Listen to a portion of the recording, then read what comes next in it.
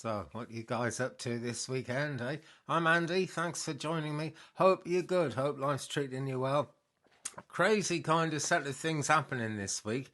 Of course, there's all the political stuff that, well, I already did a reading about that. I'm just trying to get my deck out here. This is my Starman Tarot deck. I'm really proud of it, really fond of it actually. Beautiful colours and really nice packaging as well. Look at that packaging to die for. And it's based on a lot of artwork that was done for David Bowie, hence the name Starman Tarot, you know. So it's been a wacky week, you know. Mercury Retrograde ended. This time last week we were having Halloween, straight into the end of Mercury Retrograde, and Mercury ended its retrograde in the sign of Libra, so there was great balance coming in, 25 degrees of Libra as well, so it was well and truly in the sign of Libra as we came to the end of it, and that was last Tuesday. So now we're in the post-shadow phase to Mercury Retrograde, and that's kind of a crazy one, you know, because Mercury isn't actually retrograde and none of us are really expecting anything to happen. But I've got the tarot out because in this video I'm going to do one card per star sign, 12 cards for 12 signs. You can kind of wait for your sign. You can pick a random number of cards out of the 12 and see what you get. Or you can read all 12 together if you want. It's entirely up to you. But we'll try and get some insight, you know. Because the political thing is still all up in the air.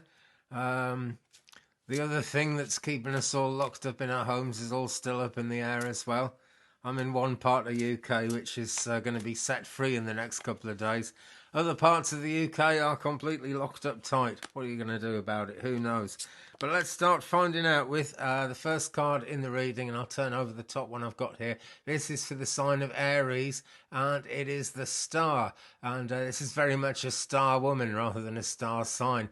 And she came up in the last tarot reading I did, actually, so I'm glad I gave the deck a good shuffle here. Kind of important there. Now, the star...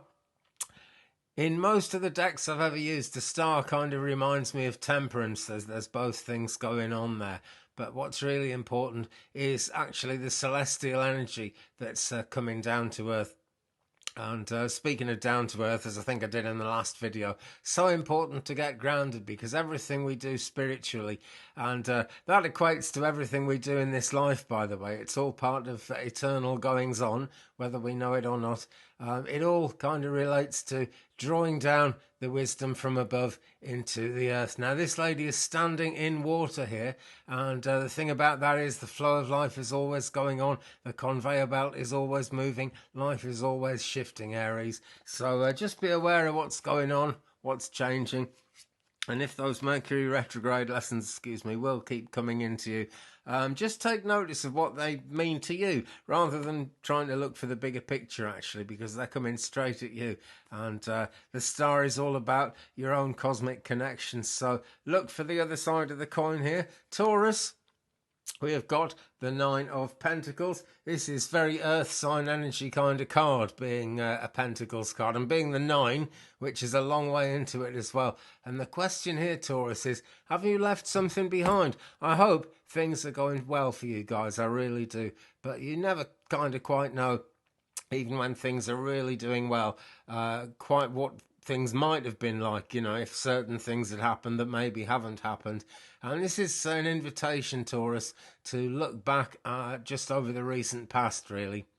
Maybe the whole of life if you want, but that's taking it a bit far if you ask me. Just look back over the recent past and think, well, you know, am I getting my success because I've kind of like walked on someone's tail or, you know, kind of done something that I wish I hadn't done? It's a good time to go back and fix that. Because the post-shadow phase to Mercury retrograde is kind of all about making sense that have happened in the recent weeks since Mercury retrograde. And this character here is surrounded by good things. It looks a very peaceful card, this. Most cards in the Starman deck are absolutely manic. So this is a very peaceful scene considering. Pentacles everywhere though, looking successful. So Taurus, if you haven't hit that streak of success yet, don't worry about it. Just keep on looking for it, and I'm sure it will find you. Now, for Gemini, we have a wand card, And this is fire sign energy, Leo, Sagittarius, Aries, somewhere in your chart, if that matters to you, Gemini. Or maybe you just want to go with a simple message here. We've got a 4, we've got the angel number, so things are looking pretty good here. And we've got what looks to me like a happy couple. But, you know, when you really sort of zero in on this card and try and see what, you know, dial your psyche into what you're actually seeing here, it's hard to know which is exactly the man, which is the woman. Does it really matter who's who? There's two of them. There's a balancing of energy. But is one of them looking backwards, or are they both looking forwards, or are they both looking backwards? Can't quite tell here. So which way now? That's the question. And it's a very happy energy with this card, particularly because of that angel number and that just idea of things being all nice and four square. But we've got mandalas up in the sky all around them. We've got nature everywhere. Can't see any direct kind of correlation with nature except the colours in this. And everything in it looks kind of green and grassy. But when you look up close, it's actually kind of, it's not grass, it's not nature exactly, it's more the worldly stuff. But all the worldly stuff is made of nature. So think of that. And as you want to go forward on your journey, Gemini, do think about keeping it real. And actually do think about keeping it cosmic as well. You guys are very good, I know, at doing that, Gemini.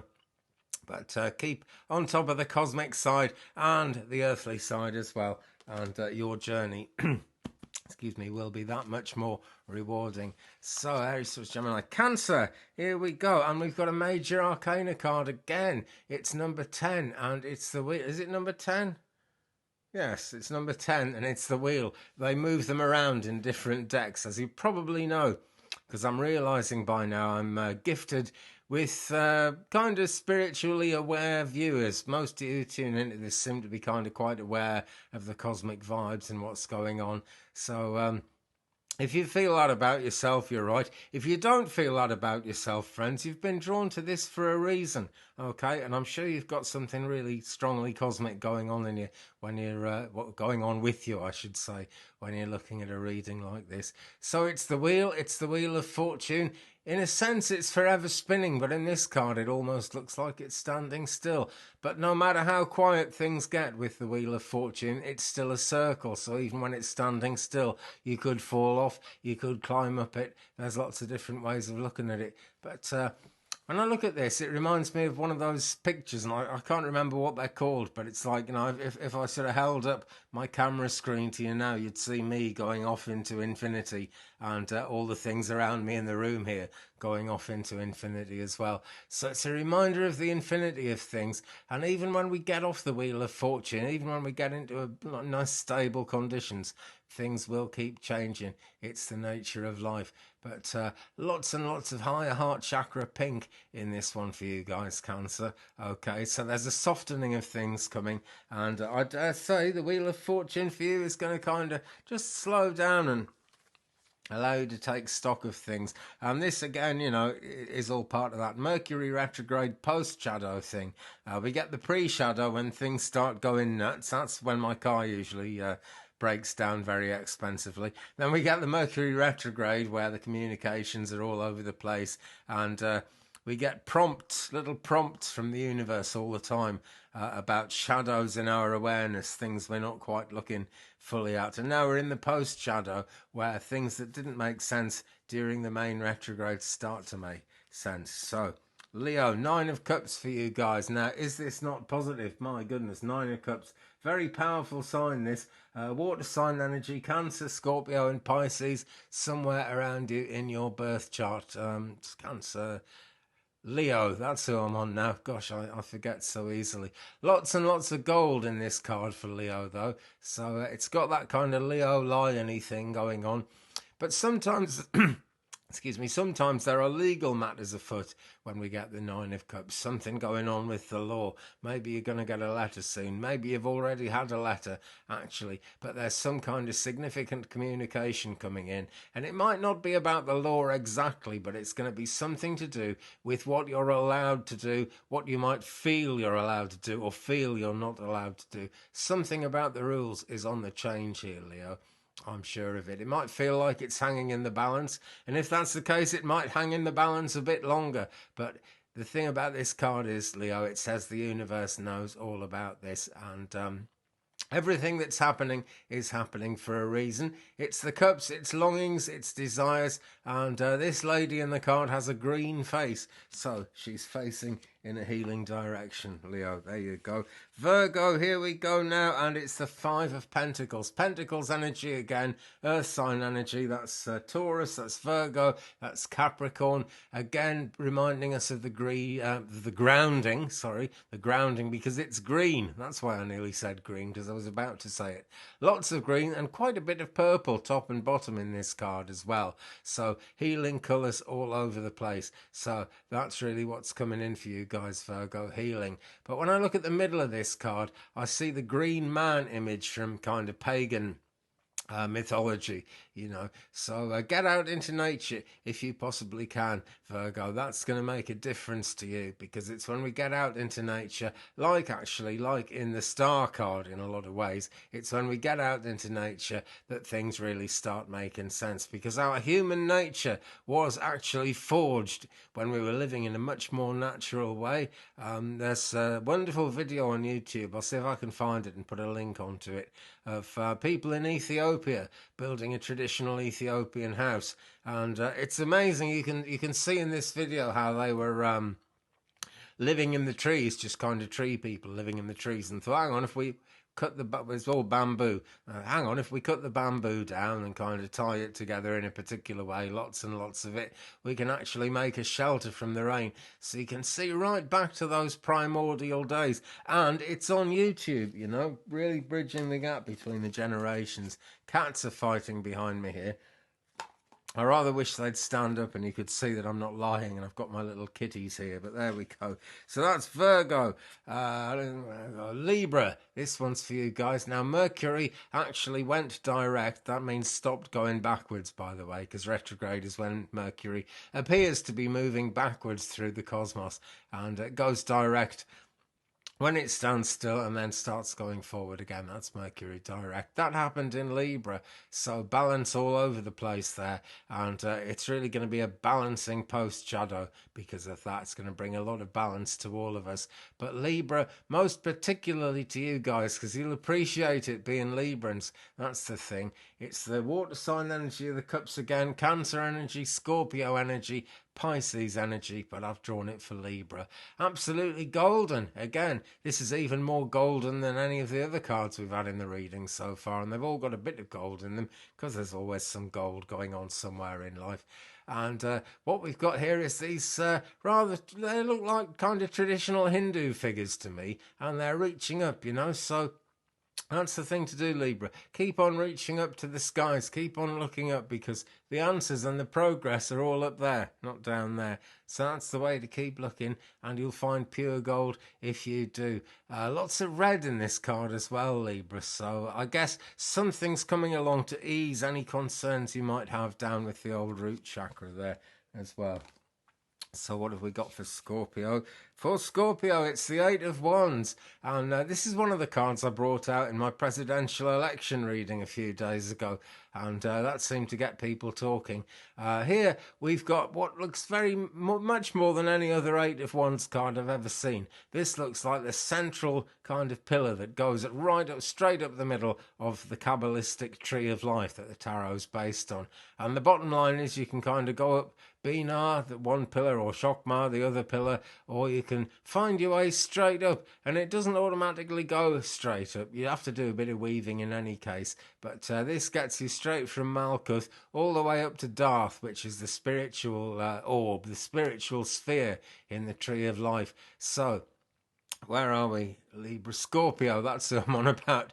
Look for that spiritual path, okay? And again, it's going straight up. The answers are always straight up as you go towards the heavens, because everything we do is about bringing divine wisdom down to earth. You can bring it straight down to yourself, Scorpio. That's the message here. Purple everywhere, healing everywhere, but a great big blinding flash of light right at the top of the card. And of course, it's the 8 as well, so it's the as above, so below number. It's also about wands. It's also all about getting things done.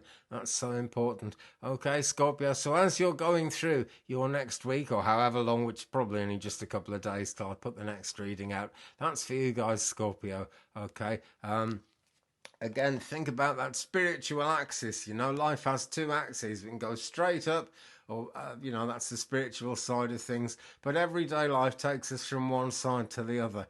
And I often wonder, actually, if that's the deeper hidden significance of the Christian cross symbol like that, because life is like that, you know. We go from A to B. And at the same time, the soul goes from earth to heaven and back from heaven to earth in a never-ending cycle, actually. There you go, Scorpio. Sagittarius, now I get one, and this is the Ace of Pentacles. Pentacles energy again, very earthy. Taurus, Virgo, Capricorn, the message is always going to be get grounded one way or another here. But we've got the Pentacle star right at the top of the picture, that 5-pointed star, and that is earth, air, fire and water working together under the control of the divine. And of course, down here at the bottom, we've got a much smaller pentacle. And so again, this is kind of connecting earth and heaven. That seems to be a big theme in this reading. I might even try to work that into the title yet. I haven't thought of the title yet, so I might just do that. I think this one might make a good thumbnail as well, because this is what it's all about. Looks like we've got a fire burning here, but when we come in closer, it's not actually a fire. It's an assemblage of all kinds of things going on. I can see people in that. I'm pretty sure I can see flames in that, but when I look closely, there aren't any flames in it. But there's fire in the heart, Sagittarius. There's always going to be that, and that's why the earthiness of this is so important. So there we go. That is Saggy. Capricorn, what have we got for you guys? It is Major Arcana again. Number 6, the Lovers. Now, does this not look good? If you guys are out there looking for a relationship, if you're a Sagittarius, if you're a Capricorn, that's the sign we're on now. If you're a Capricorn, or if you just happen to choose this card number right back at the beginning when I said choose some cards if you want to, then this is looking very good for a relationship. I'm going to point to the love aspect of this as well. In some ways, it can be any kind of relationship when this happens. It can just be doing something you love. And horses for courses, different strokes for different folks. It could mean any of those things, but I'm really drawn to the idea of love and relationships here.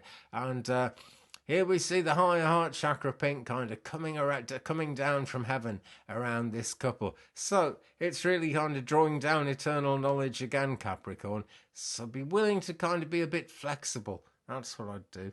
You know, Capricorns can kind of be really, I don't want to say controlling. I suppose some of them can be, because some of any sign can be controlling people. It's a fact of human life. But don't try and control it too much, Capricorn. Unless you're hanging on tightly, keep aware of the bigger picture, okay? That is really going to matter. So we come to Aquarius. Major Arcana again, number 3, the Empress. Now, this is a great one because there's a season for everything, you know, and that's all you've got to be aware of. If I'd got the Emperor, I'd be saying kind of make sure you save up all your resources. But the Empress is, of course, married to the Emperor. So in some ways, those energies go together. Quite an Aries kind of energy with the Emperor. I guess she's more the feminine side of that. We've got heart chakra pink all over this card. No green, it's all higher heart chakra. So this kind of carries on from the idea of the Lovers in the last card. But we've also got sacral chakra here, and it's kind of the second colour up. So that really makes sense for the sacral chakra, that orange colour there. So be aware of everything around appetites and desires, Aquarius. That's going to be important. I know you guys are very cosmic, very psychic, but there's only a tiny bit of blue sky in this card. There's enough, you know, that is enough to sustain life, but things are looking flowery. Things are looking a little bit on the wild side, actually. But the Empress is a lovely, gentle energy, and some encouragement is going to be needed there. Aquarius. So maybe get yourselves out into nature as well. Maybe that's a good thing for you guys to do. It's a good thing for anyone to do, really. But it's certainly indicated by this card. Now, if you're in the northern hemisphere, there aren't that many flowers showing through at the moment. Believe me, I know. I look out my window there, and there's a few leaves left on the trees, but not many. Autumn winds are blowing. Winds of change are blowing. But look at this, Aquarius, and remember that the flowers are going to come out again. And somewhere in the world, the flowers are out now.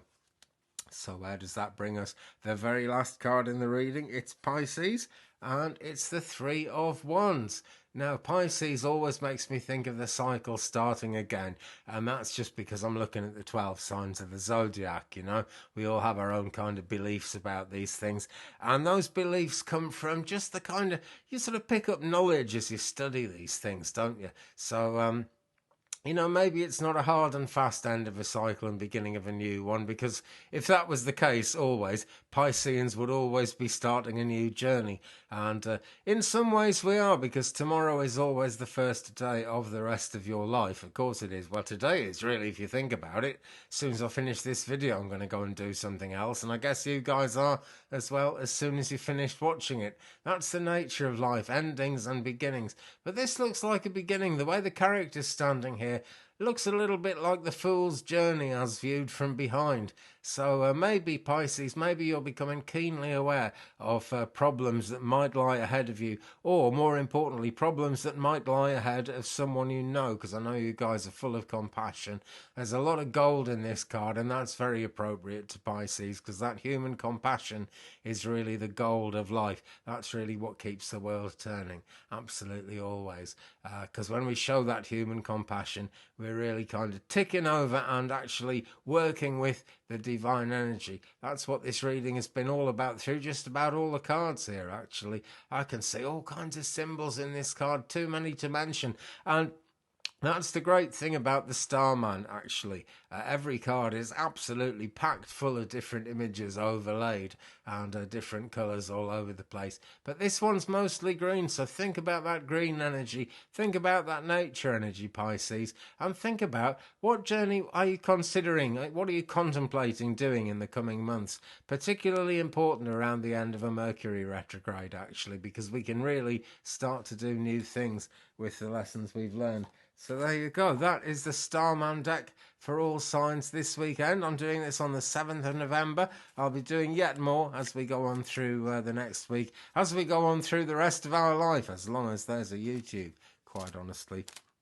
And should I, tie myself to YouTube? Well, I sometimes wonder about that, because my channel doesn't get a huge amount of views, but it is going up, actually. So, don't forget to hit the likes sort of symbol and the subscribe button, and leave me a comment, because all those things help to kind of big the channel up. But there's always a journey going on. That's shown through really clearly in this reading today. And whether I should keep doing YouTube or not, I'm going to keep doing it, because I kind of like doing it. It's kind of become a hobby, I used to dream of being a great big YouTuber, and it never materialised. But the important thing is that I reach out to people, and that's another great thing, because when you kind of just hit the thumbs up, when you subscribe, when you leave a comment, when you interact with the channel, basically, you're letting your spirit guides know that some part of you is in touch with me, and by association with my spirit guides as well.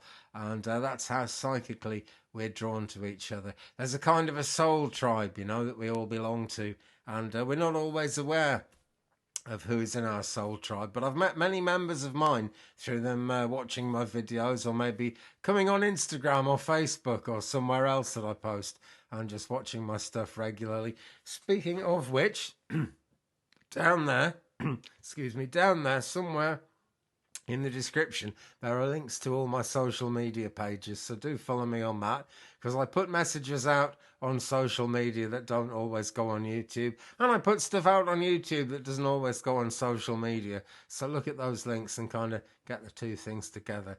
Anyway, thanks very much for watching, folks. I really appreciate it. If you're new to the channel, welcome. Do hit the subscribe button, okay, and we'll keep going on this journey together. Meanwhile, have a fantastic time ahead. I'm not very good at saying goodbye. I've spent about 3 minutes saying goodbye so far, and now I'm still talking about saying goodbye. So I think the thing to do is say love, light, blessings, peace to you, and I'll see you again very soon.